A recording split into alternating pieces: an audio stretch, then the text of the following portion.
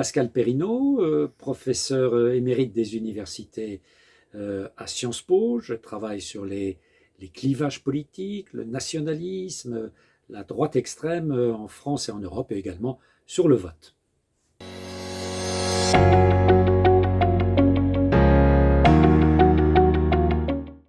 Alors, en politique, les meilleures intentions ne durent pas forcément très longtemps. On a bien vu qu'après avoir exploré pendant des années les conflits internes, les conflits d'ego, les conflits de personnes, la droite classique des Républicains, c'était pour le choix de sa candidate, en l'occurrence, c'était vraiment profondément rassemblé. Et jusqu'à maintenant, ce rassemblement tient. On n'a pas du tout l'impression qu'il y ait des règlements de compte entre ceux qui ont été battus et celle qui a gagné. On est frappé de voir même que Xavier Bertrand, qui a connu tout de même un échec personnel, est fortement impliqué dans la campagne de Valérie Pécresse, même chose pour Michel Barnier et pour les autres candidats. Donc l'union perdure. Pourquoi? Parce qu'ils savent que c'est le prix d'une sélection pour le second tour et d'une éventuelle victoire. Et que si la droite laisse redécouvrir un visage de querelle, de personnes que les électeurs ont beaucoup de mal à comprendre, eh bien l'échec reviendra. Mais bien sûr, derrière le premier tour, il y a le second tour, il y a les élections législatives, et puis il y a l'échec ou la victoire. L'échec total, ça serait l'incapacité à s'inviter au premier tour. Valérie Pécresse, pour l'instant, est dans une zone où elle est en concurrence avec Madame Marine Le Pen, et on ne sait pas encore laquelle des deux pourra s'inviter véritablement au second tour contre le président candidat. Si tel est le cas, si Valérie Pécresse n'y arrive pas, je crains que la droite, à nouveau, redécouvre ces différences, que l'on ait des procès sur la nature de la défaite de Valérie Pécresse et que peu à peu, les républicains règlent des comptes internes et redécouvrent leurs différences qui sont réelles. Si elle arrive à s'inviter au second tour, je crois que l'unité, en revanche, même si elle est un peu contrainte, cette unité perdurera, et elle perdurera jusqu'à une éventuelle victoire qui n'est pas encore inscrite tout à fait dans le marbre vis-à-vis d'Emmanuel Macron. Donc, victoire ou défaite, quel type de défaite aussi, voilà, au premier tour, au second tour, tout cela aura des conséquences pour la solidité du rassemblement que les Républicains ont réussi à opérer. Deuxième élément de fragilité, c'est tout de même la naissance dans le paysage du centre droit du parti d'Édouard Philippe, Horizon. Édouard Philippe, qui vient des Républicains, a réussi tout de même, quand on regarde ça en détail, à attirer nombre de maires qui étaient des maires des Républicains. Et on voit bien comment il y a une zone grise qui s'est établie entre la Macronie et les Républicains, au travers de ce parti d'Édouard Philippe, Horizon, dans lesquels il y a des gens qui ont un pied dans l'opposition républicaine et un pied dans la majorité macronienne. Et là aussi, tout dépend de ce qui se passera au second tour. Si Macron l'emporte, là, LR risque d'être fortement entamé par la dynamique d'Horizon.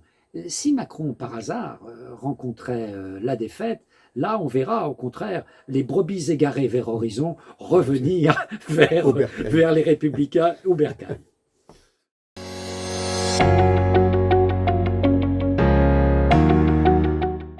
Alors, si Valérie Pécresse rencontrait un échec à la présidentielle, LR continuera à exister en dehors même de sa candidate qui aura subi un échec. Pourquoi? Parce que LR, ça reste tout de même un réseau d'élus locaux dans les départements, les régions et quelques grandes villes, et surtout des villes moyennes, où LR est une réalité. On l'a vu aux dernières régionales et aux dernières départementales. Donc ces hommes et ces femmes qui sont implantés sur le terrain, certains vont réussir à tirer leur épingle du jeu dans des législatives, même après avoir connu un échec à la présidentielle. Cependant, ils vont connaître la concurrence d'Horizon. parce que dans telle ou telle région, on s'aperçoit que tel maire important de telle ville, par exemple, je pense à Monsieur Béchu, le maire d'Angers, bien voilà, ça y est, maintenant il est dans ce mouvement qui est le mouvement Horizon. Monsieur Malurel, l'ancien maire de Vichy en Auvergne, est à Horizon. Et donc la concurrence à ce moment-là sur le terrain de ce parti d'Édouard Philippe, qui n'est pas un parti sans racines locales. Autant La République en marche est un parti sans racines locales, autant Horizon est un parti avec des racines. Et là, à ce moment-là, la concurrence sur le terrain entre Horizon et les Républicains ne sera certainement pas nulle, et ce sera un enjeu certainement de ces législatives.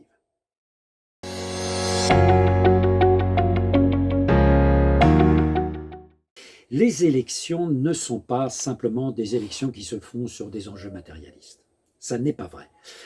Toutes les enquêtes montrent que le système de valeurs, le système de croyances, tout cela c'est important dans les choix politiques et dans les choix électoraux.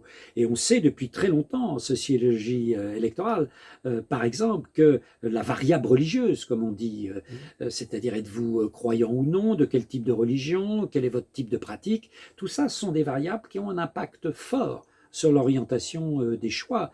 Et particulièrement dans le cas français, de très nombreuses études ont montré que plus on était catholique, et surtout catholique pratiquant, plus, par exemple, le vote pour la droite et le centre était important. Et encore en 2017, ça a été prouvé. Au premier tour en 2017 de la présidentielle, 55% des catholiques pratiquants réguliers avaient voté en faveur de François Fillon.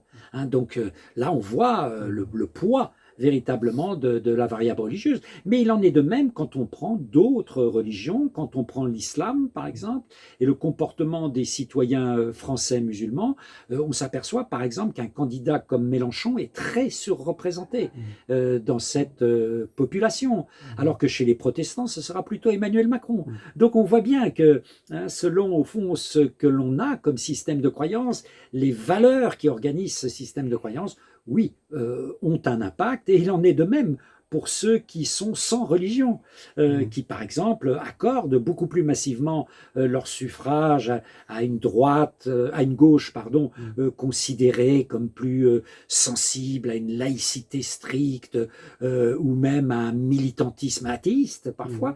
Eh bien les partis de gauche chez les sans religion, en effet, sont pourtant dans un contexte où aujourd'hui ils sont faibles, sont tout de même, résistent mieux ou moins mal, si on peut dire, dans cette population que dans d'autres. Donc la variable religieuse reste dans nos sociétés dont on dit qu'elles sont détachées du religieux de manière trop rapide, dont on dit qu'elles sont profondément laïcisées de manière trop rapide.